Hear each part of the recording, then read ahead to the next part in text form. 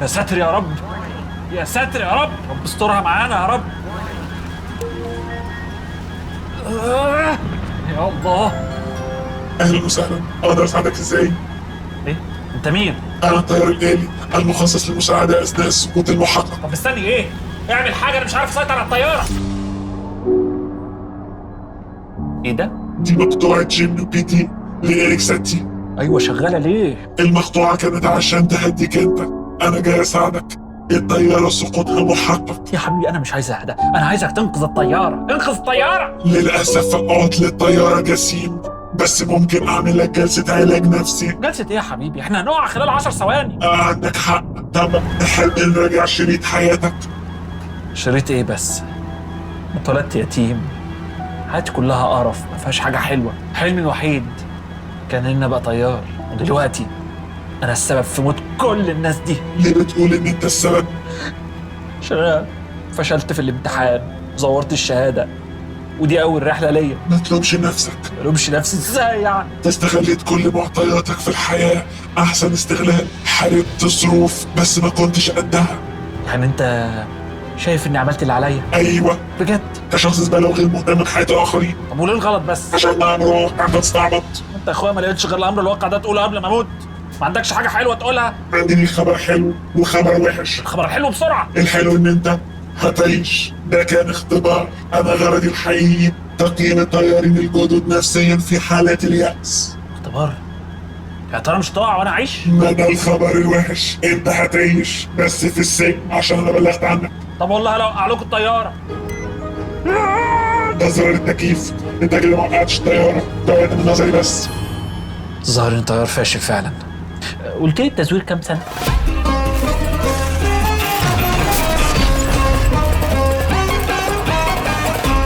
أعزائي المشاهدين السلام عليكم ورحمة الله بكم في حلقة جديدة من برنامج الدحيح. عزيزي المشاهد الجميل، اربط حزامك. أبو حماد هنطلع طلعة لتاريخ معين؟ لا يا عزيزي، هنطلع رحلة طيران بجد. احنا دلوقتي على إحدى رحلات شركة لايون إير الإندونيسية، 29 أكتوبر 2018. بعد يا عزيزي ما تقعد وتربط حزامك وتظبط موبايلك على الإيروبلين مود وتبص على المضيفة وهي عمالة تشكل، ولسه في بداية الرحلة بعد مرور 13 دقيقة بس الطيارة بتقع في البحر. الله يحرقك يا أبو حميد، أنت واخدني فردية تموتني في أولها. الطيارة كانت طيارة بوينج 737 ماكس الجديدة، واحدة من أكثر طيارات بوينج مبيعا في التاريخ في هذا الوقت. والشركة دي يا عزيزي كانت لسه مستلمها من شهرين، يعني ما لهاش 40 سنة. الكابينة لسه مشمع، ما فكوهاش عشان ما تبص. بوينج هتعلق على الحادثة وتقول إن الطيارين الإندونيسيين يا جماعة ما بيعرفوش يسوقوا. العيب يا جماعة مش في الطيارة، مش في المكنة، العيب في الكباتن. دول لو كانوا طيارين أمريكان كان زمان الموضوع عدى وزي الفل. الكلام ده يا عزيزي قد يبدو وجيه، خصوصا إن الشركة الإندونيسية دي تاريخها في السيفتي والسلامة مش اللي هو، فمش مستبعد عنها تعمل حركات التوفير إياها. سهل جدا إنها تكون استرخصت في تدريب الطيارين أو ضربت لهم شهادات. كمان هيئة الطيران الفيدرالية الأمريكية FAA قالت يا جماعة ليس هناك دليل بيدعم ان المشكلة في الطيارة، فكل واحد يمرن طيارينه. طياراتنا البوينج ممتازة. موضوع يا عزيزي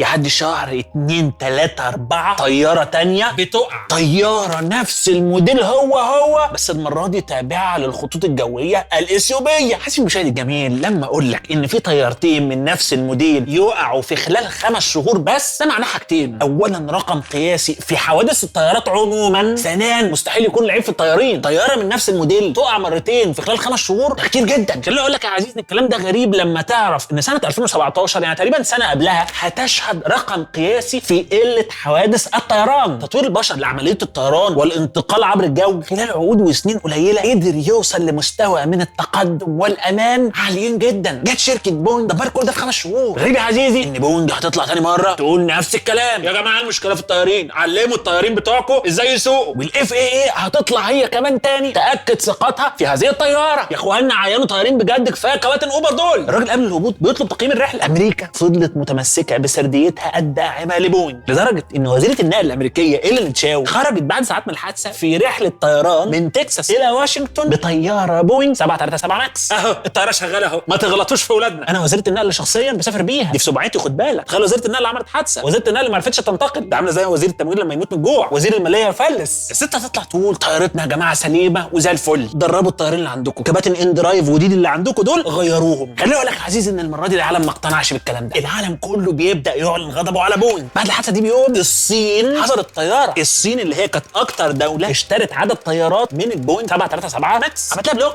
في نفس اليوم اندونيسيا خدت نفس القرار، والموضوع ما وقفش عند الشرق الاقصى بس، الراجل الابيض كمان زعل. كره التلج كبرت لحد ما بنشوف بعد كام يوم الاتحاد الاوروبي شخصيا وهو بيلغي التعامل مع هذه النوعيه من الطيارات. بعد كده دول تانية زي استراليا وسنغافوره وماليزيا. الموضوع يا عزيزي بيبدا يتطور لحد ما بنشوف الحكومه الامريكيه بذات نفسها تضطر تمنع هذه النوعيه من الطيارات اللي بتنتجها شركتها بوينج، فخر الصناعه الامريكيه. ابو احمد طبعا انت عمال تحكي القصه ده اهو، عينيك على السؤال اللي هساله، اكيد عمال تفرش لي عشان اسالك ما المشكله في هذه الطائره، ما هي قصتها، ما هي قصه بوينج. صح يا عزيزي بجد ممتاز. اخرج ارجع عشان في اذانك.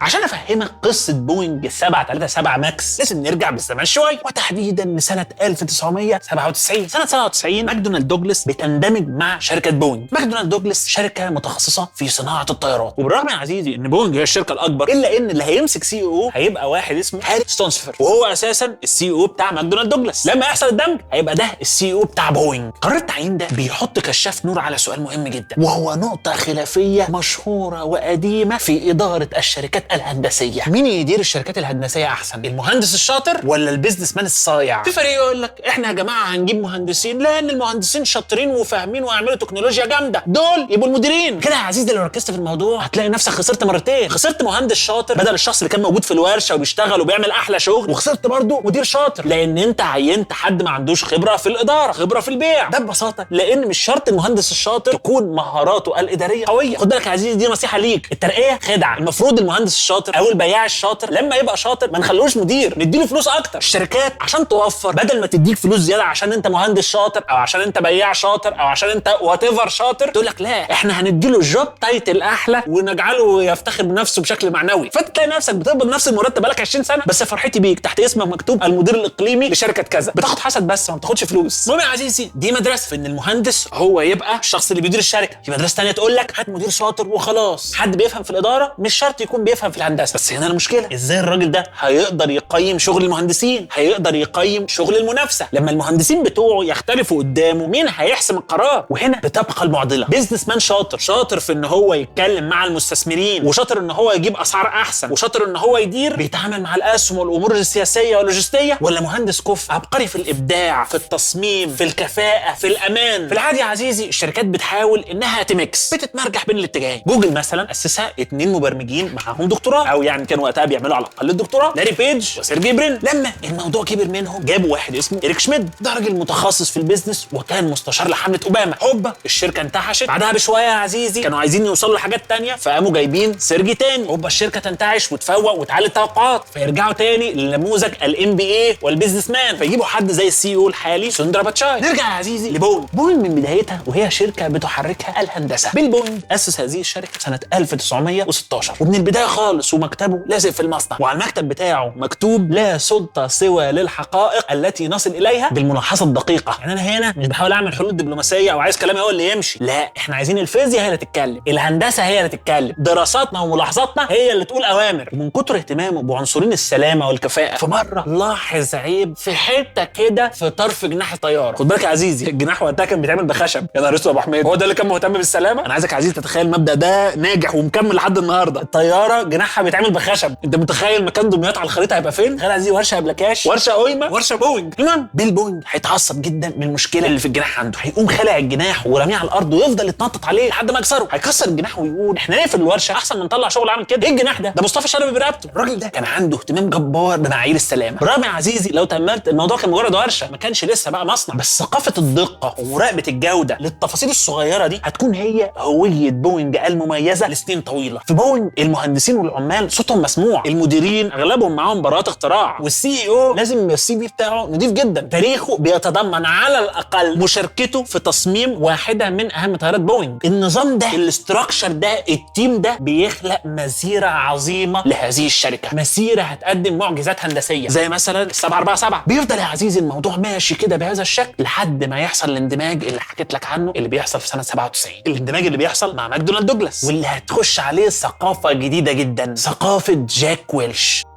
جاك ويلش يا عزيزي واحد من أهم الأسماء في عالم الإدارة، واسمه على كتير من معاهد الإدارة لحد هذه اللحظة. مجلة فورتشن بتوصفه بأنه السي او اوف ذا سنتشري، الرئيس التنفيذي للقرن. خد بالك هذه القرن ده في حربين عالميتين وواحده بارده، فالراجل ده بيجيب دوري كل سنه ماليه. الراجل ده في مسيرته هيمسك شركه جنرال الكتريك لمده 20 سنه، شركه عريقه اللي اساسها توماس اديسون، قدمت منتجات من اول الثلاجه لحد محركات الطيارات النفاثه. ثقافه ويلش هتبقى معتمده على الستيك هولدرز، اهم حاجه سعر السهم، اهم حاجه المكسب، وده هيخليه يبتكر اسلوب اداره قاسي اسمه الستاك رانكينج. اسلوب هيعمل الموظفين جدول دوري على الضيق كده، هيتعمل تصنيف على حسب ادائهم خلال السنه، وزي فرق الدوري كده كل واحد ونقطه، في قمه الجدول، في منطقه دافيه، وفي مجموعه الهبوط. ال10% الاقل في التصنيف بيترفضوا، روحوا يلا على مجموعه بحري. قبل اختراع الرانكينج ده كان الشغل في جنرال الكتريك زي الحكومه كده، شغلانه مضمونه مستقره. بس بعد النظام ده الكل بقى مهدد، اي حد ممكن يترفض في التقييم السنوي الجاي. طبعا يا عزيزي المديرين في العالم هيسمعوا الكلام ده ويقول ايه ده، ايه اللي الراجل ده بيعمله؟ نظام قاسي بيجبر الموظفين على الشغل باقصى قدره، بيقضي على نفسيتهم تماما ويخليهم يشوفوا بعض اعداء ويتحاربوا. الشركه بقت غابه وما بقاش في مكان غير للقوي بس. دي فكره ممتازه هتعلي الكفاءه والانتاجيه وتجيب الموظفين في الارض. الفكره هتنتشر بسرعه وتفضل متطبقه لحد هذه اللحظه. مارك زكربيرج في سيليكون فالي هياخدها ويطبقها على الموظفين في فيسبوك. طريقه ويلش دي يا عزيزي كان في ناس بتعتبرها من ناحيه الاداره طريقه عبقريه، ولكنها من ناحيه الاحصاء كارثه. كارثه لانها ببساطه بتعتمد على التوزيع الطبيعي، النورمال ديستريبيوشن. ده التوزيع اللي بنقدر نحدد بيه متوسط اداء العاملين ونرفض الناس اللي اقل من المتوسط. مشكله النورمال ديستريبيوشن التوزيع الطبيعي، النظام بيشتغل بكفاءه اكبر لما عندك عينه كبيره، يعني لما تعمل تصنيف يشمل البشر كلهم فتلاقيهم ماشيين على التوزيع الطبيعي عادي جدا. لكن عايز تعمل لي تصنيف عباره عن 100 عامل جوه فريق، هتلاقي عادي جدا يبقى عندك فريق كلهم كويسين، فانت لما ترفض حد منهم انت بترفض حد كويس بالمقارنه بفريق تاني. كمان يا عزيزي الستاك رانكينج كارثي على المدى البعيد، لان يا عزيزي انا وانت عارفين كويس واي حد بيشتغل في مكان ان اخطر حاجه على الشغل هي النفسيه، نفسيه الناس اللي بتشتغل. انا لو ابتديت افكر بالطريقه دي، لو كل زملائي بقوا منافسين ليا مش زملائي اشتغل معاهم واظبطهم ونجاحنا يبقى مع بعض، هنبقى عايشين في الدوله المملوكيه، كل واحد بيعمل لي مؤامره عشان يخزوق التاني ويلبسه وياخد مكان. هيبقى معانا تيم يا عزيزي بيخسر اهم فايده في انه يبقى تيم. هيبقى معانا تيم يا عزيزي مش شغال كتيم، ابصيلك ليه؟ روح انا اشوط اجيب الجون. انا هدفي دلوقتي مش ان انا اعلى، مش ان انا اعمل منتجات احسن، هدفي الاضمن ان اخليك اقل مني، فليه اشتغل بدل ما انا ممكن البسك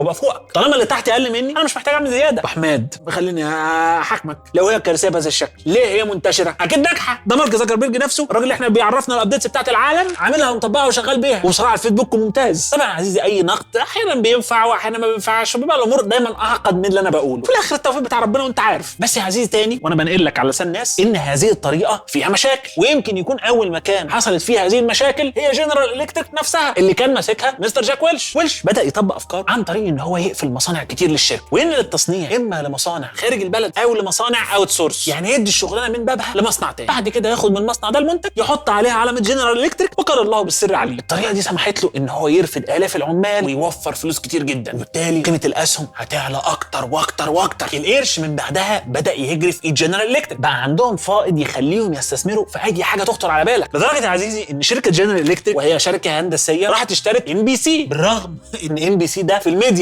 حاجه مالهاش علاقه بيها. خدت الشباب العربي راحت اشترت الحياه الزرقاء. طبعا بهزر يا عزيزي لان ده بيحصل عادي يعني. كمان ويلش لاحظ ان الناس بتشتري من الشركه منتجاتها بالتقسيط، فراح فاتح بيزنس للتسليف، يعني انا هعمل لك الثلاجه وابيعها لك واخليك برضو تستلف مني بفايده تدفعها لي، فاكسب منك في المقدم وفي جديه الدفع وفي كل الاقساط. وطبعا لو الثلاجه باظت انا هعمل لك الصيانه، احنا بقينا اخوات خلاص. البيزنس ده هيفضل يتوسع وهيتعمل له شركات مخصوص تحت جنرال الكتريك، GE كابيتال، اللي هتشتغل تسليف بكل الانواع، ومن اهم هذه الانواع هي القروض العقاريه عقاريه عاليه المخاطر، القروض اللي بياخدها الناس اللي تصنيفهم الائتماني قليل، ناس ما عندهاش ضمانات ان هم هيسددوا في الميعاد زي سلفني. الحقيقه يا عزيزي ان ده كبر جنرال الكتريك جدا، لانه 50% تقريبا من عوائد GE كان جاي من التسليف، فالمستثمرين شالوا الراجل فوق دماغهم من كتر الانبساط. وطبعا يا عزيزي طالما دخلت لك في سكه القروض والعقارات والناس اللي مش هتدفع، فاحنا بنتكلم هنا عن 2008 الازمه الماليه العالميه. بيحصل يا عزيزي ازمه في جنرال الكتريك كبيره جدا جدا جدا، ازمه تكاد تصل بالشركه. ليه؟ لان يا عزيزي تقريبا 50% من مكاسبها كانت جايه من قروض عاليه الخطوره، وهنا الحكومه اضطرت انها تتدخل وتحط قيود. ومع الوقت جنرال الكتريك صفت شغلها فيه بالتدريج. يا ابو حماد قصه عظيمه متطابقه بالمناسبه مع راي خالتي ان السلف تلف ورد خساره. ابو حماد خلينا نرجعك عن مسارك، ايه علاقه كل الكلام اللي بنتكلمه ده بشركه بوينج؟ خلينا يا عزيزي اطير وارجع لك. الإدارة الجديدة لبوينج من بعد الاندماج اللي حصل سنة 97 كانوا أغلبهم من مدرسة جاك ويلش، والبعض اشتغل معاه مباشرة. آخر 4 CEO لبوينج 3 منهم جايين من جنرال الكتريك واشتغلوا تحت ويلش شخصيا، ناس بتحترم البيزنس أكتر ما بتحترم الهندسة. المدير الجديد اللي قلت لك عليه هاريس تونسفر يا عزيزي هيوصل المهندسين إن هم شخصيات مغرورة، وهيبدأ برنامجه في تغيير ثقافة بوينج بحيث الناس اللي شغالة فيها من أكبر لأصغر واحد ما يحطوش عينيهم غير على حاجة واحدة بس، سعر السهم في البورصة. وهيقول في حوار انه كان قاصد يغير ثقافه بوينج عشان تشتغل كبزنس وليس كمؤسسه هندسيه عظيمه. ده خلق ضغط كبير جدا على بوينج، ضغط في الانفاق وفي تقليل العماله وكمان استسهال في مراقبه الجوده. واحده من اهم القرارات مثلا اللي هتتاخد هو نقل مقر الشركه الرئيسي الى شيكاغو بعد ما كانت في سياتل وواشنطن مرتبطين في الوجدان الامريكي باسم بوينج. والسبب اللي كان عايزه هنا يا عزيزي هو ان احنا نفصل الاداره عن المصنع، قرارات البيزنس تتاخد بعيد عن المهندسين والعمال، احنا نفكر والتكتيك وهم يعملوا اضراب براحتهم من بعيد. بوينج بالقرارات دي نجحت انها توفر فلوس، بس مع الوقت بدات مكانتها الهندسيه تنحدر. خليني اقول لك يا عزيزي ان بوينج سنه 1999 كانت بايعه 620 طياره، بعد 5 سنين سنه 2004 باعت 185 طياره بس، مبيعاتها قلت اكتر من 400 طياره. ده يا عزيزي من ناحيه. الناحيه الثانيه الكومبيتيتور الرئيسي لشركه بوينج ايرباص كانت ماشيه تحقق نجاحات ساحقه. ايرباص هتفضل تبني على نجاحها لحد ما نوصل سنه 2016 بنوصل لطياره مهمه جدا في تاريخ ايرباص اسمها الاي 320 نيو، الطياره اللي نجحت انها تقلل استخدام الوقود عن الموديل اللي قبله على طول بكام؟ بتقريبا 20%. رقم كبير، ده رقم يوفر معاك جامد في الرحلات. بنزين يا عزيزي في مجال الطيران مهم جدا جدا. في شركه مره شالت زيتونه من الوجبه وفرت $40,000. طياره ايرباص دي هتكون منافس رئيسي للبوينج 737. الطياره صغيره نسبيا وبتشيل اقل من 200 راكب ومداها متوسط حوالي 6000 كيلومتر، ولكن الطياره دي بتبيع جامد جدا. امكانيات الطياره وحجمها كانوا مناسبين لخطوط طيران كتير. وهنا ثقافه الاداره حطت بوينج في ازمه حقيقيه. نصيبهم في السوق الكبير ابتدى يروح منهم، بداوا يحسوا ان احنا لازم نرجع تاني للمنافسه. بس ازاي؟ عشان تصمم طياره جديده هياخد لك على الاقل 10 سنين تكون ايرباص كانت السوق كله بركابه. هنا يا عزيزي احنا سنه 2016، فكان لازم ندور على حل سريع. هنعمل ايه؟ بدل ما نخترع ونعيد انتاج الموضوع، احنا هنعمل تعديلات. احنا هنعدل البوينج 737، هنزود من كفاءه المحرك النفاث، هنخليه يطلع طاقه اكبر بوقود اقل عن طريق ان احنا نكبر من حجمه. بس المشكله ان تكبير المحرك ده مش سهل، لان مكانه تحت جناح الطياره والمسافه بين الجناح والارض مش عاليه قوي عشان نقدر نكبر المحرك براحتنا، فلازم نكبر هيكل الطياره بشكل كبير جدا، وده معناه تصميم جديد من الاول. وهنا بوينج هتطلع بفكره، يا جماعه بدل ما المحرك يبقى تحت الجناح تماما، طب ما نجرب نخلي جزء منه قدام الجناح. المحرك النفاثي يا عزيزي عامل زي المخروط، فاحنا هنمسك اكبر دايره فيه ونخليها بدل ما تبقى تحت الجناح، لا دي تبقى مزقوقه لقدام شويه، وبالتالي نقدر نرفع المحرك بحيث المسافه اللي بينه وبين الارض تبقى في الحدود المقبوله. لما يا عزيزي انتشلوا الصندوق الاسود بتاع طياره لاين اير الاندونيسيه، فاكر يا عزيزي الرحله اللي خدتك معايا فيها وطلعنا الطياره الاندونيسيه لاينز اير وهبطت بعد 13 دقيقه في الميه؟ ودي يا ابو حميد رحله تتنسي، ده انا مت مجازيا. الطياره دي بعد ما عملت الحادثه دي انتشلوا الصندوق الاسود بتاعها، وهنا ظهر لهم حاجه غريبه جدا. الطياره بعد ما اقلعت فضلت فوق بشكل طبيعي جدا لمده دقيقتين، بس فجاه بقت تنزل وتطلع لغايه ما في الاخر بعد 10 دقائق كامله فضلت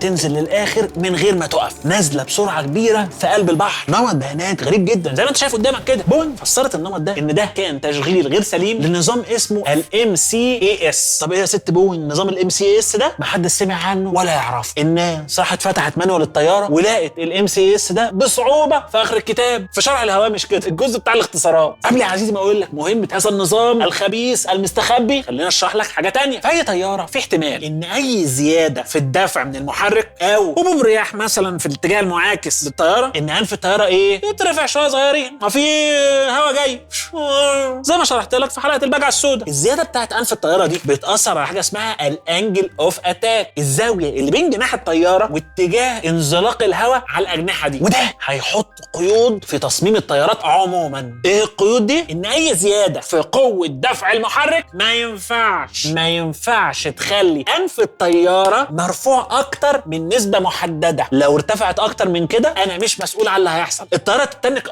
تشمخ لا، الشموخ ده لا، دي حاجه. خلينا اشرح لك حاجه كمان مهمه. اي طياره بتطير بسبب حاجتين. اول حاجه حركه الهواء حوالين الجناح، الهواء بيتحرك من فوق الجناح بسرعه ومن تحت الجناح ببطء. على حسب قانون برنولي الهواء السريع ضغطه اقل من الهواء البطيء، فبالتالي الهواء اللي تحت الجناح الهواء البطيء ده هيبقى ضغطه اعلى، فالضغط العالي ده مع السرعه العاليه بتاعه الطياره هتزق الجناح لفوق فترفع الطياره. دي اول حاجه الطياره بتطير بسببها. تاني حاجه الطياره بتطير بسببها ان الجناح مايل شويه لفوق مش موازي للارض تماما، فلما الطياره بتتحرك لقدام الهواء بيخبط في الجناح المايل ده من تحت فبيرفع الجناح لفوق. هنا في نقطه مهمه، الجناح مش هو السطح الوحيد اللي الطياره بتعتمد عليه في الرفع. البود او العلبه اللي شايله المحرك الضخم ده هي نفسها تعتبر سطح رفع برضه، الهواء بيرفعها زي ما بيرفع جناح الطياره بالظبط. بالتالي لما بوينج حركت المحرك لقدام ورفعته لفوق، علبه المحرك اللي تاني قلت لك انها سطح رفع بقت هنا قدام الجناح وعاليه شويه بعد ما كانت تحت الجناح تماما. يعني الرفع اللي جاي منها لما سرعه الطياره تزيد او الطياره مثلا يقابلها الرياح تخليها تلف لفوق، في الوضع الجديد ده بقى كل ما يزيد دفع المحرك هيرفع مناخير الطياره بمقدار اكبر من اللي قبله، وهكذا. كل ده هيحصل بتسارع شديد لحد ما نوصل للانجل اوف اتاك بنسبه حرجه اللهم احفظنا. قبل يا عزيزي ما تطلع الطياره اسال المضيف على الانجل اوف اتاك. كويس يا ابو حميد انت وعدتني. وهنا يا عزيزي يحصل مشكله قد تتسبب في ان الطياره تقع، ودي حكايه مش هتسمعها من حد جربها، الصندوق الاسود هو اللي هيحكيها، انا حاطه في المصادر. ده نظام معقد كل ما تزيد فيه الانجل اوف اتاك كل ما بقت تقدر تزيد اكتر واكتر واكتر، اقل زياده بتفتح عليك فتحه. ده بيسمى في الطيران بالدايناميك انستابيليتي. الطيارات الوحيده اللي مسموح لها تطير بهذا النوع من التحدي هي الطيارات الحربيه بس. بوينج يا عزيزي كان عارفه ان ده بيعمل مشكله، فهتعتمد على سنسور موجود في كل الطيارات. السنسور ده بيقيس الانجل اوف اتاك، وحصل برمجه لهذه الطياره ان يا طياره لو الزاويه زادت ومناخيرك ارتفعت فالكمبيوتر هيعدل وضعك بقوه وترجع الطياره مستقره محترمه مناخيرها لتحت. السيستم ده يا عزيزي هو الMCAS، المانوفرنج كاركترستكس اوجمنتيشن سيستم، نظام تعزيز صفات المناوره. لحد ما تعرف الاختصار ده بيقول ايه تكون عشلها قصه البيت. هنا يا عزيزي بوينج هتحاول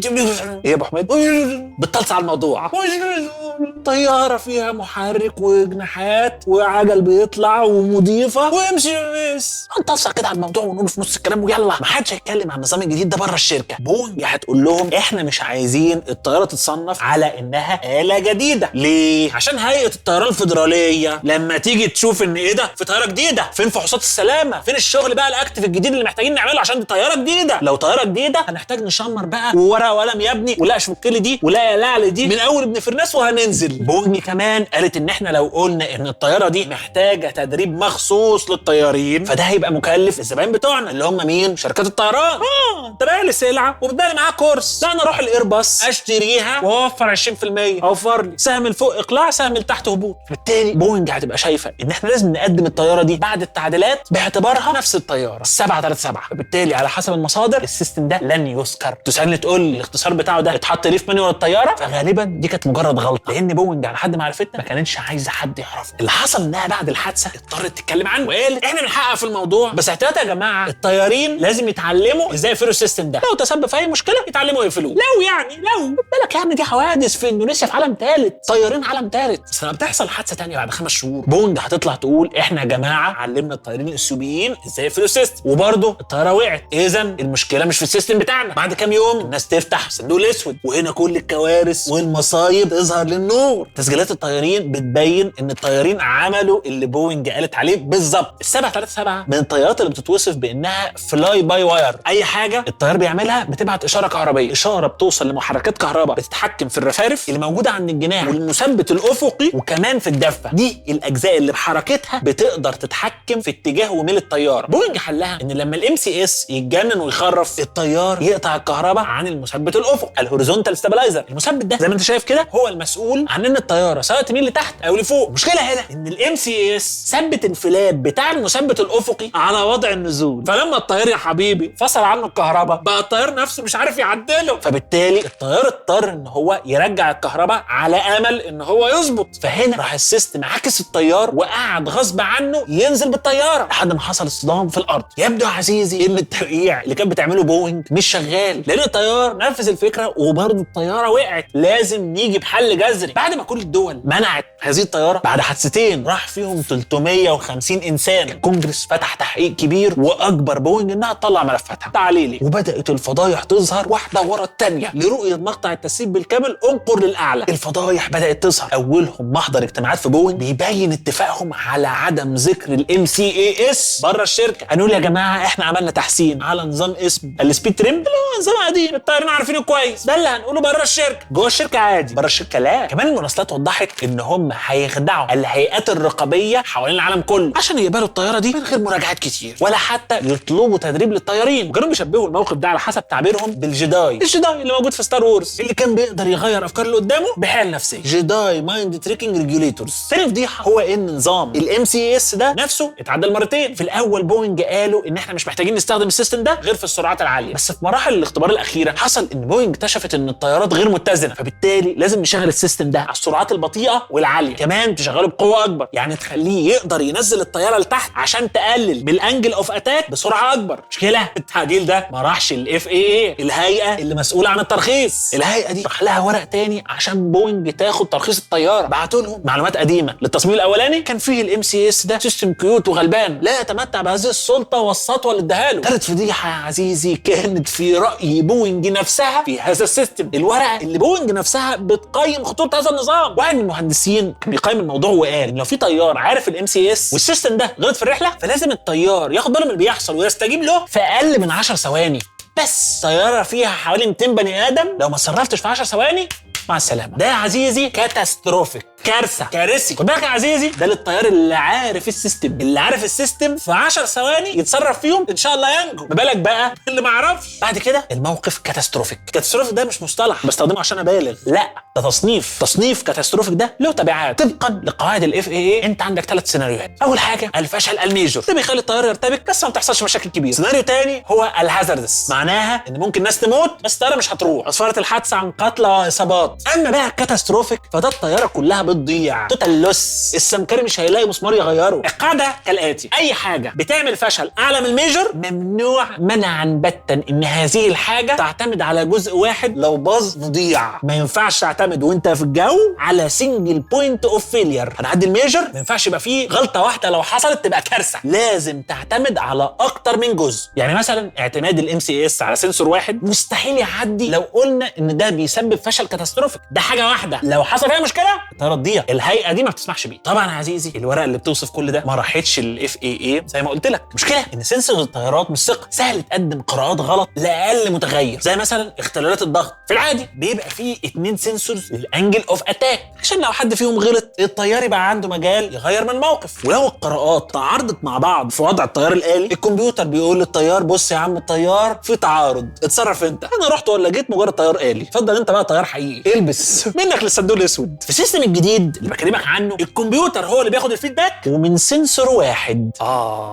دي يا عزيزي لعنه اللو بادجت. مشكله في السيستم الجديد ان الكمبيوتر بيتصرف من غير ما يرجع للطيار، فلما السنسور اداله قرايه غلط ان انف الطياره وهو بيطير ارتفع هيوجه هو انف الطياره لتحت بالقوه. طب يا حبيبي ما هو السنسور بيقول لك ان الطياره مناخيرها ارتفعت. هنا يا عزيزي الكمبيوتر متسوح في دماغه، في فكره ملحه جايه من السنسور اللي بيقرا غلط ان الطياره باصه لفوق وانا محتاج اخليها تنزل. الطياره واقف في الكابينه لا حول لي ولا قوه، عمال شايف الطياره عماله تنزل تنزل تنزل، وانا والله كنت ماشي كويس، لا الانجل ارتفع ولا نيله، السنسور غلطان. يا عم الكمبيوتر مفيش. للاسف يا عزيزي ان الشركه الاندونيسيه اقترحت ان الطيارين يعملوا تدريبات على الطياره الجديده. انتوا شركه كبيره وكل حاجه، بوينج اسم امريكي معروف، طيارات محركات ما شاء الله تبارك الله، اسمكم معروف في السوق، بس يعني من باب الامان مرنونا. اللي بيحصل ان بوينج بترفض الاقتراح ده. جرى يا جدع الله باشا الاندونيسيين اللي يجربوا فيا في ايه؟ انتوا جايين تعلموا السواقه من اول وجديد؟ انا بوينج يا حبيبي. خد بالك يا عزيزي انا هنا مش بهزر، بوينج اتريقوا في المراسلات الداخليه على اللايون اير الاندونيسيه طالباه، وقالوا دول عايزين تدريب زياده عشان دول شويه اغبياء ما يعرفوش يسوقوا طيارات، صناعه امريكيه دي. في النهايه الحكم القضائي هيدين بوينج بالخداع. بوينج هتعترف انها خدعت الاف اي اي، بس الحقيقه ان العالم مش خير وشر. بوينج ما كانتش عماله تعمل كل هذه الالعاب، واف اي اي قاعده بالسبحه تدعي لها بالهدايه. جهه الرقابه لم تكن ملاك في هذه القصه، وده بسبب وضع مريب جدا اسمه الديزيجنيتد اير وورثينس ريبريزنتاتيفز، الدي اي ارز. دول ناس بينوبوا عن الاف اي اي في فحص الطيارات وبيقدموا تقاريرهم للهيئه، ولكنهم مش موظفين عند الاف اي اي نفسها، دول موظفين عند شركات صناعه الطيارات، موظفين عند بوينج بياخدوا مرتباتهم من بوينج. ده عزيز مش تضارب مصالح، ده تزاوج مصالح، ده احنا خلفنا من مصالح. تخيل انت المفروض تقدم تقرير في الجهه اللي بتقبضك، وده خلى الموظفين يتعرضوا لضغوط من بوينج ان هم ما يدققوش قوي في الاختبارات، لدرجه ان واحد من الدي اي ارز دول قدم استقالته عشان ما يبقاش مشرف على المشروع ده. وكمان كان في ضغوط من مديرين الاف اي اي على موظفينهم عشان يقبلوا تقارير السلامه بتاعت بوينج. ايه يعني الاف اي اي يا ابو حميد طلعت متواطئه؟ ايوه يا عزيزي، وهقول لك ليه. الاف اي اي لما كانت تلاقي موظف معصلج ومش عايز يعدي حاجه كانت بتحول فحوص على الدي اي ارز بتوع بوينج اللي هم تبع بوينج اصلا.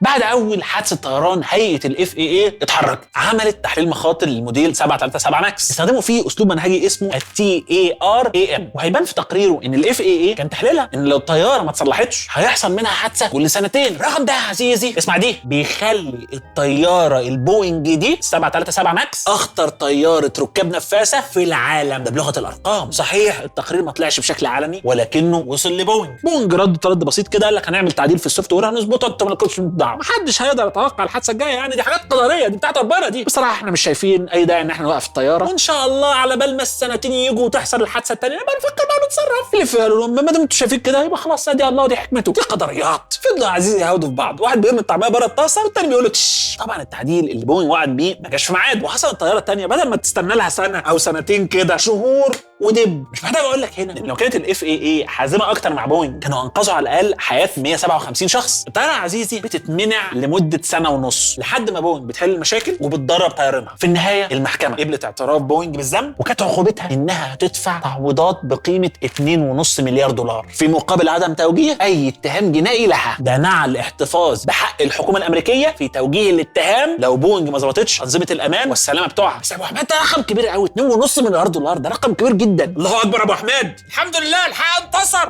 هو ده القضاء الامريكي، هي دي العداله. اكيد تعوروا في 2.5 مليار دولار، رقم كبير يخليهم يفلسوا عشان استهتروا بحياه الناس، حياه الاندونيسيين والسوبيين. شكرا يا عزيزي ليك جدا في تصدير السرديه الحمقاء عشان ارفضها حالا. اي خدمه يا ابو حميد، ده واجبي، هخرج وارجع اضحضك.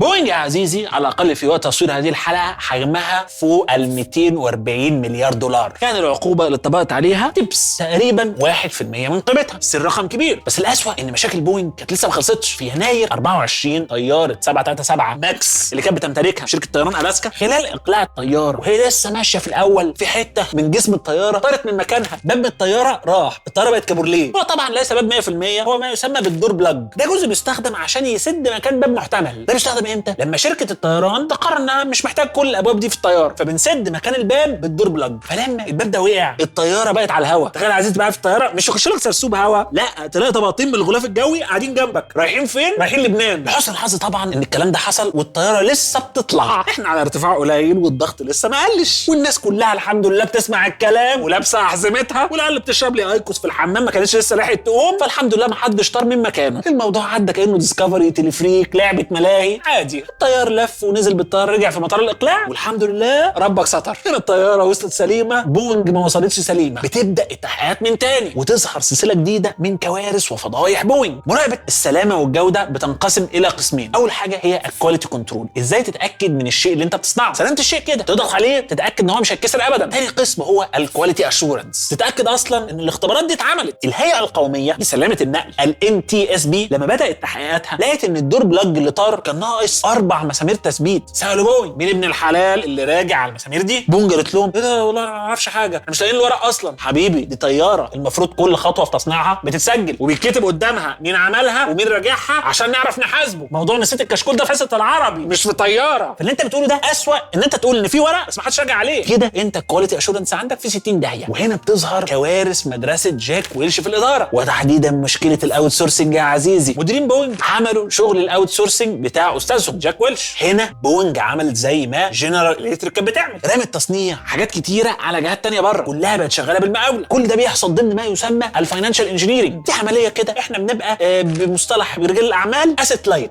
هنقلل الاصول اللي احنا ماسكينها عشان نبقى خفاف، هنقلل عدد العمال، هنقلل التزامنا تجاههم، كله يبقى اوت سورس، حد تاني يشيل الشيله دي، نطلب من بره كده نقدر نوفر راس مال ونقدر نكسب. طبعا يا عزيزي الاوت سورسنج فكره كويسه، ولكن بعض الناس بتشوف يعني في حاجات معينه، الحالات اللي ما فيش علاقه قويه او مباشره بين اساس بيزنس شركتك. الاوت سورسنج حلو في لزوم الشغل، مش في الشغل، يظبط القعده بس ما يقعدش معانا. بونج بقى عملت عكس ده، عملت اوت سورسنج لاساس البيزنس بتاعها. يعني حتى ما بقتش تصمم طيارات وتخلي شركات تانية هي اللي تصنعها، لا، ده ال787 الدريم لاينر نفسها بونج ادتها لشركه تانية تصممها من بابه. لان كنتاكي بعت لبازوكا قال له حمر الفراخ دي عندك، بونج راحت لشركات تانية تصنع اجزاء مختلفه من الطياره، شركات ثالثه بتعمل سوفت وير. بونج في الاخر بتجمع، تحط اسمها على الطياره، الطياره تطلع، الطياره تقع. اتحاد كشفت في حادثه الباب اللي وقع ده ان بوينج كانت عامله اوت سورس لتصنيع جسم الطياره كله لصالح شركه اسمها سبيريت ايرو سيستم. ولما فحصوا الشغل لقوا جواه كوارث. مثلا المسافه بين اجزاء في جسم الطياره المفروض تتقاس بوحدات مخصصه، ميجرز، اساسات لحاجه هتطير في الجو. راح عزيزي لقوا العمال بيقيسوها بمسافه الكريدت كارد، لو الكريدت كارد عدى من الفتحه تبقى اكبر من اللازم، لو اتحشر يبقى احنا كده فل الحمد لله، مبروك علينا يا رجاله. الارتفاع والضغط وارواح الناس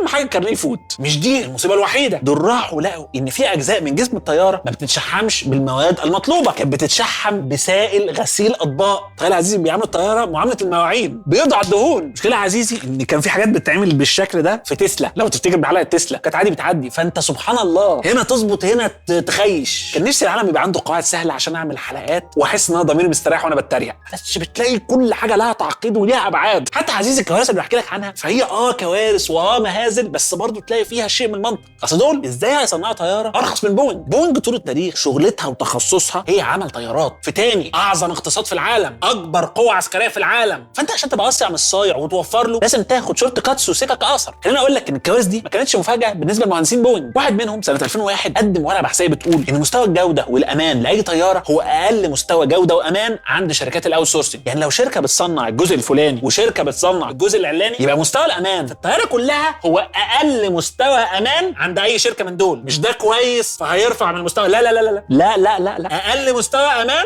هو اقل مستوى امان للطياره كلها بكل حتتها، فاهم؟ احنا طالعين في علبه صفيح على 30,000 قدم 10 كيلو في السماء. اللي بيحصل يا عزيزي بعد هذه الحادثه بتاعت شركه الاسكا ان بوينج بتعرض على الهيئات القانونيه تسويه، والتسويه دي هتبقى انها تشتري شركه سبيريت ايرو سيستمز، وده عشان تعرف تفرض عليها قواعد السلام والامان المطلوب. هنا الهيئات القضائيه لو تفتكر قالت ان احنا هنا من حقنا نعيد توجيه الاتهامات القانونيه لبوينج، لان بوينج ما ظبطتش عمليات الامان بتاعتها بعد فضيحه الطيارتين. حصل يا عزيزي، وخلينا افاجئك بقى هنا واقول لك ان بوينج لم يتم اتهامها باتهامات جنائيه. المدعي العام اللي المفروض ان هو ممثل الحكومه ضد بوينج راح لضحايا حادثه الاقلاع الباب اللي وقع ده وقعد يقنعهم ان يا جماعه قضاء وقدر وبتحصل ويلا خد تعويضات ماليه والحمد لله ما حدش مات. ده المفروض الليث الذي سوف يزأر في وجه الشر تحول الى محاسب بيضبط الميزانيه مع التعويضات. يمكن تحس بالكلام ده ان ده تواطؤ بين البيزنس والحكومه الامريكيه، بس في حاله بوينج فالموضوع اعقد من كده بكتير. في وضع نادر في الاقتصاد اسمه الاوليجوبولي، اي القله الاحتكاريه، عدد قليل بيتحكم في تصنيع سلعه معينه، زي مثلا في حالتنا تصنيع الطيارات بيحتكر الصناعه. ده يا عزيزي مبرر لو فكرت فيه. ليه؟ لان الطياره شيء مكلف جدا، ابحاث وتصنيع معقد واختبارات سلامه. طياره ثمنها عشرات الملايين من الدولارات، في بعض الاحيان مئات الملايين من الدولارات، وما ينفعش البضاعه تتركن، لازم تتباع، لازم كل طياره يتباع منها عدد كبير جدا عشان تكفي مصاريفها. ما ينفعش يبقى في 1000 شركه بتعمل طيارات وكل شركه بتعمل 5 طيارات في السنه بس، ده بيزنس موديل فاشل. بالتالي عشان شركه طيران جديده تطلع فلازم تعدي حاجز كبير جدا عشان تعرف تلعب مع الكبار، وقبل اندماج شركتين كبار لازم الهيئات الحكوميه توافق عشان السوق ده ما يتحولش الى احتكار. الوضع ده احنا شفنا زيه فين؟ سنه 1997. فاكر لما قلت لك على بوينج وماكدونالد دوجلاس؟ وقت المناقشات اللي بينهم كانت حصه بوينج في السوق 60%، ماكدونالد دوجلاس 10%، باقي 30% مع ايرباص المنافس. هيئه التجاره الفدراليه FTC الحقيقه انها وافقت على هذا الاندماج. ليه؟ لان حصه ماكدونالد دوجلاس كانت حصه بسيطه، مفيش خوف قوي من الاحتكار. وبالرغم ان المفوضيه الاوروبيه اعترضت على هذا الكلام الا ان الرئيس الامريكي تدخل وخلاهم يقبلوا بالاندماج.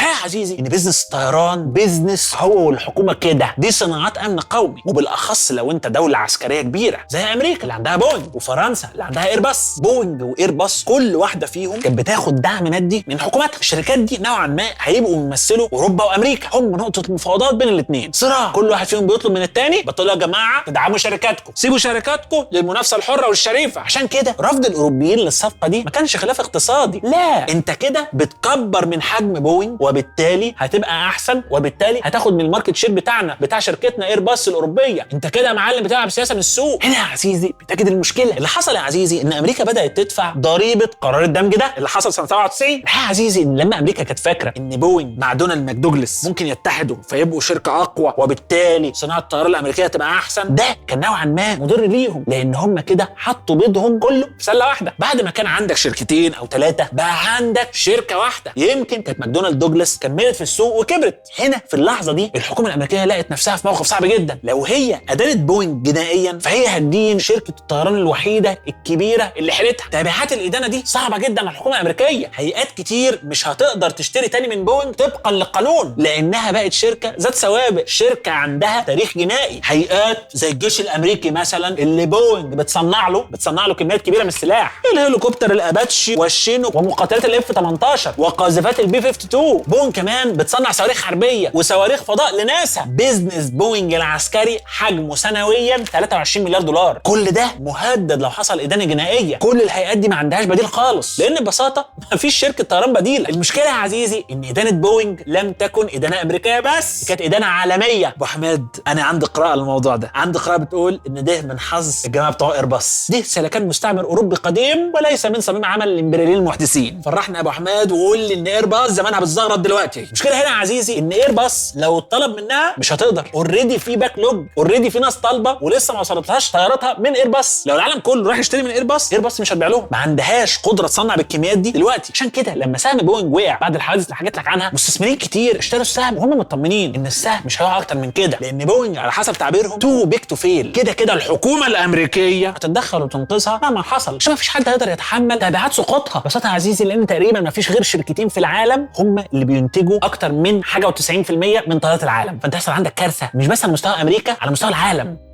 مش محتاج يا عزيزي اقول لك ان احنا عايشين في فتره مليانه مفاجآت، ويا عالم لحد ما الحلقه دي تنزل يكون حصل ايه في العالم. مفيش حد قاعد مع اخوه في نفس الاقليم طايقه. في حاله البجعه السوداء اتكلمنا على ان العصر بتاعنا بيسمح بحدوث احداث بجعه سوداء اكتر من زمان بكتير. احداث نادره بس اثرها كبير جدا، وده لان عصرنا فيه مؤسسات كتير مركزيه، مؤسسات عددها قليل بس حجمها كبير جدا، متوصله بمختلف اشكال ومناحي الحياه. فلما هيئه منهم تقع هتبقى المحنه كبيره جدا. زي البنوك الكبيره في امريكا مثلا سنه 2008. موضوع ان في بنك كبير وقع، بنك كبير استثماري جر بنك حكومي جر شركه تامين جر شركه عقارات جر الاقتصاد كله معاه. الحكومات بتدخلاتها بتساعد بشكل مباشر وغير مباشر. الحكومه في ازمه بوينج بلعت الاخطاء الصغيره، الاخطاء اللي كانت ممكن تمنع المؤسسه دي انها تكبر اصلا، فسابوها تكبر بس ما ادولهاش فرصه انها تصلح من نفسها. لو الحكومه كانت قامت بدورها مع بوينج كان زمانها اجبرتها انها تصمم طياره كويسه، حتى لو المنافسه استنت لسنين عشان التصميم ده يطلع. بس على المدى البعيد السلامه والامان كانوا هياخدوا وزن جوه الشركه وكان هيبقى ليهم قيمه، وكانوا هياخدوا اسم الشركه لفوق بدل ما احنا عمالين نهزها من اول الحلقه. ما كناش هنوصل للوضع بتاع دلوقتي ان احنا عايزين ندينهم جنائيا بس ما نعرفش. ما كناش هنوصل ان مئات الطيارات اتدفع ثمنهم كمان دخلوا جدول التشغيل بقوا مركونين في المصانع بقالهم سنه ونص. الشركات والدول خطتها باظت بسبب ده. والاهم ان احنا ما كناش هنوصل لتهديد حياه تقريبا 500 انسان. الحكومه الامريكيه غطت الغطات الصغيره لغايه ما ظهرت الكوارث الكبيره اللي ما حدش يقدر يغطيها. ده طابع عام للعالم دلوقتي ما كانش موجود زمان. حاجات كتير متركزه في ايد هيئات قليله، الاخطاء الصغيره بتعدي وتمشي بالمصالح والحب، فالكيانات تأنتخ وتتراخى في اصلاح نفسها لحد ما يجي لك بجعه سوداء او كارثه كبيره تبوظ كل اللي انت بتعمله. خليني يا عزيزي احكي لك تاني عن نيكولاس نسيب طالب اللي نشر كتاب البجعه السوداء سنه 2007، وبعد النشر بسنه بتحصل الازمه العالميه الكبيره 2008. ناس كتير اعتبرت ان الراجل ده هو اللي تنبأ بالازمه الماليه العالميه، ولكن في الطبعه الثانيه للكتاب نسيم قال في ملحق اضافي ان هو رافض تصنيف الازمه الماليه العالميه كحدث بجعه سوداء، اعتبر انها ازمه سببها ببساطه اتخاذ الاقتصاديين ومديرين البنوك لعشرات القرارات عاليه المخاطره. احنا ممكن مش عارفين الكارثه هتيجي ازاي او امتى، بس في طريقه معينه كده في الشغل لما بنشوفها بنعرف ان في كارثه جايه. نسيم ضرب مثل ان انت كانك جبت واحد عادي مش طيار وقلت له اتفضل سوق طياره، انت لسه ما تعرفش الحادثه هتحصل امتى وازاي، هو طالع بالطياره ولا هو فوق ولا هو نازل، بس انت متاكد ان في حادثه هتحصل لان ده مش طيار، في عك في الموضوع. نفس الفكره في حوادث البون 737. بونج خدت عشرات القرارات اللي كان في مهندسين معارضينها، كل المهندسين تقريبا كانوا بيعارضوا قرارات بوينج، فبقينا مش عارفين امتى القرارات دي هتضرب في وشنا. سنين، ولا هتضرب مع انهي موديل في انهي طياره في انهي رحله. بس الاكيد والمؤكد ان الكارثه جايه. حادثه بوينج دي كانت ممكن تبقى بجعه سوداء لو بحكي لك عنها لوحدها، بس من قبل الحادثه واحنا عارفين ان ثقافه الشركه ما كانتش جديده. بوينج خدت مخاطر كتير جدا على مدى طويل، فالنتائج تراكمت وظهرت بعد سنين طويله. الشركات اللي بتاخد سياسات خطيره تعظم المكاسب على المدى القريب بتخلي الشركه معرضه دايما انها تخسر كل المكاسب دي في لحظه. المفروض قرارات زي دي تاخد فتره طويله عشان تقيم. المشكله ان المديرين اللي بياخدوا القرارات دي بيتحاسبوا بالمرتب السنوي، مش عامل خطه تقعد لي ب6 سنين يجي واحد ورايا ياخد مكاسبها. جاك ويلش اللي عمل نموذج البيزنس، النموذج اللي حول جنرال الكتريك من شركه تصنيع لبنك، مؤسسه اقتصاديه متكامله بتدير استثمارات عاليه المخاطر. الراجل ده بافكاره بخبراته بامكانياته قعد 20 سنه يعمل كده. لما حصلت الكارثه سنه 2008 كان متقاعد بقاله 7 سنين. المشكله يا عزيزي ان ويلش ما حدش كان بيديله مرتبه على المستقبل، على سياساته على المدى البعيد. الراجل ده وزيه زي تقريبا اي سي او النهارده موجود بيتحاسب على انجازاته في السنه. كمان تغير في سياسات بوينج من شركه هندسيه الى شركه بيزنس، التغير اللي بدا من سنه 97. التغير ده جاب فلوس كتير جدا ورفع من قيمه الشركه لغايه اما الكوارث بدات تتراكم واحده ورا الثانيه. من اول اللي حصل في 2018، يعني بعد 21 سنه من القرار اللي المفروض انه غلط. المديرين بقى اللي كانوا موجودين في الوقت ده وقادوا لهذه التغييرات كانوا خلاص تقاعدوا وخدوا ملايين ومكافآت وحسوا بالنجاح وتقدروا، في حين سياساتهم بتبان اثرها على المدى البعيد. سياسات مستنيه كارثه واحده بس عشان تمسح مكاسب سنين طويله. الناس كلها عارفه ان الوقايه خير من العلاج، بس ناس قليله قوي هي اللي بتعرف تقي نفسها. احنا ممكن نسقف سقفه كبيره لشخص طفى حريقه، بس صعب نسقف لواحد عمل اجراءات سلامه عشان ما يحصلش حريقه. صعب نسقف لموظف السيفتي. في شغلانات كده يا عزيزي ما تتقدرش غير لما الكارثه تحصل. طول ما هي شغاله وتمام وبتعمل شغلها باحسن شكل احنا ما نسمعش عنها. الشركات الناجحه بيبقى عندها ثقافه حل مشكله ما حصلتش. صحيح ان مفيش كارثه حصلت، بس احنا هنشتغل كويس قوي عشان نمنع من سيناريوهات حدوث الكوارث دي. لو ما حصلتش يبقى احنا شايفين شغلنا. للاسف يا عزيزي الشركات والسياسيين والكيانات المختلفه اللي بتفكر بثقافه الوقايه دي دول استثناءات. كله بيفكر في المكسب القريب وبعد الكارثه نبقى نعالج. ولكن قصه زي قصه بوينج 737 ماكس دي قدرت تفهمنا ان التفكير على المدى البعيد مهما كان طويل مهما كان مرهق ونتائجه مش هنشوفها ولا هنلمسها دلوقتي، الا انه ضروره مش رفاهيه ولا مبالغه، بل احيانا بيكون طريقه التفكير الوحيده اللي بتمنع كارثه ممكن تحصل بعد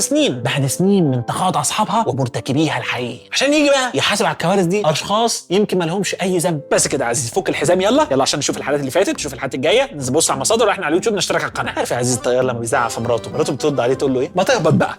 اكيد بقى ابو احمد كانوا داخلين لبعض بيف